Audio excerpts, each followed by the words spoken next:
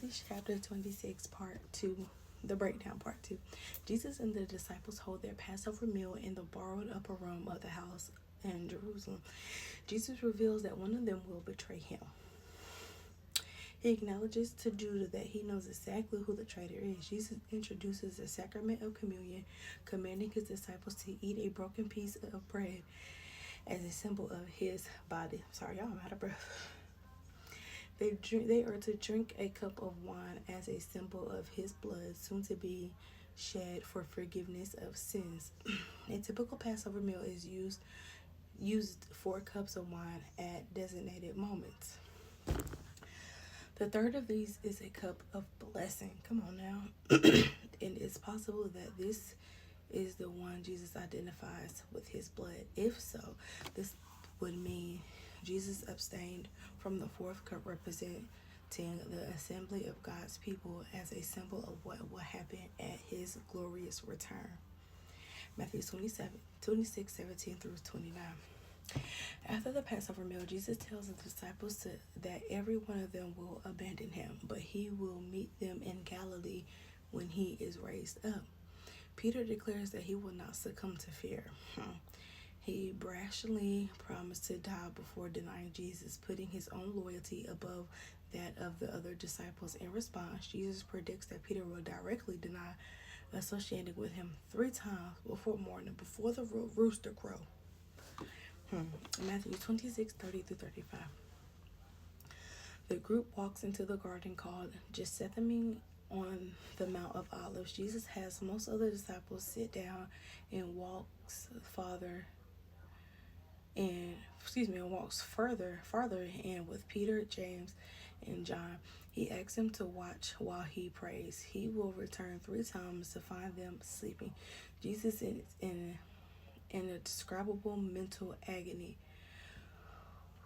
The weight of what is about to happen is beyond human understanding. And so, in very human and entirely legitimate prayer, Jesus tells God what he desires, which is that these events would not have to happen. In the same moment, Jesus also explicitly commits to obeying the will of God the Father. Do you know what it's like to know you about to die?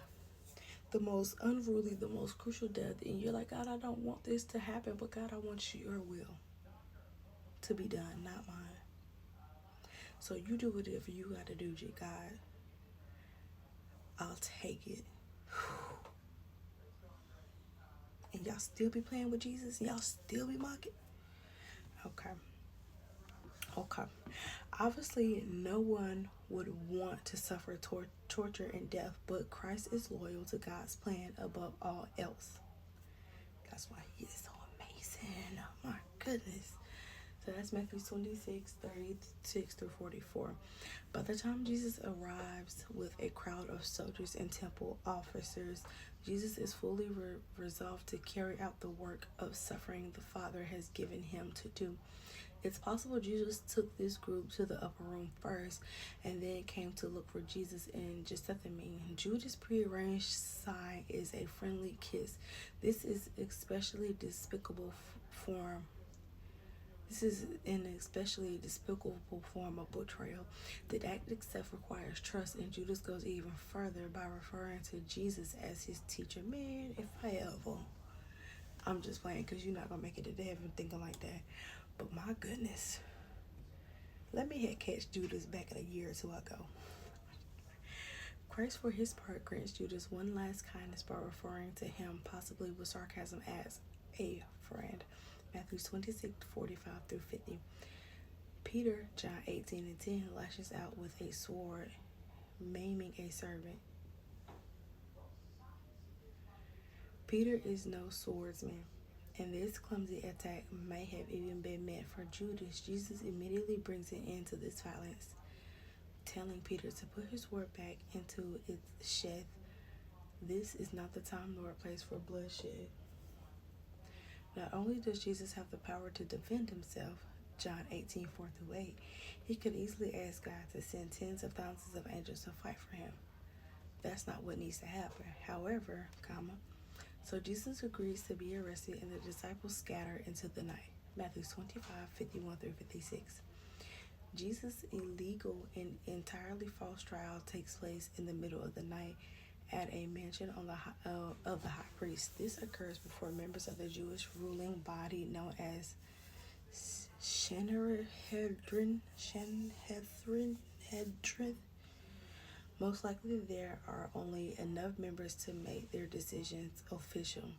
Several false witnesses try to bring a charge against Jesus, but their claims are so contradictory that none of them are compelling. Mark 14:56-59. This not only speaks to Jesus' innocence, but false witness is a crime in of itself. It should result in the death penalty. Deuteronomy 19:18. Among these failed attempts is a deliberate misquotation of Jesus' own words. Matthew 26:57-61. Finally, the high priest challenges Jesus over his claims of being the Messiah and the Son of God. Jesus not only accepts the terms but drastically multiplies them. In his response, Jesus claims the power and the judgment of God himself. Psalms 110:1, Daniel 7:13. The men who have already rejected Jesus' role as the Messiah, John 5:39-40, respond to this with rage and disgust, sentencing Jesus to death and triggering a physical abuse. Matthew 26:62-68. Peter is waiting in the courtyard with his pump sale. John 18:15-18 is accused 3 times of being with Jesus. Part of this accusation is brought on by his distinctive Galilean accent, vowing on sacred objects and cursing himself. Peter does everything he can to avoid being associated with Christ in this dangerous moment. He denies even knowing Jesus 3 times before the rooster crows. He runs away weeping bitterly under the crushing weight of what he has done. Matthew 26:69-75. Y'all, I need y'all to go read this chapter. Break it down. Go read it and break it down.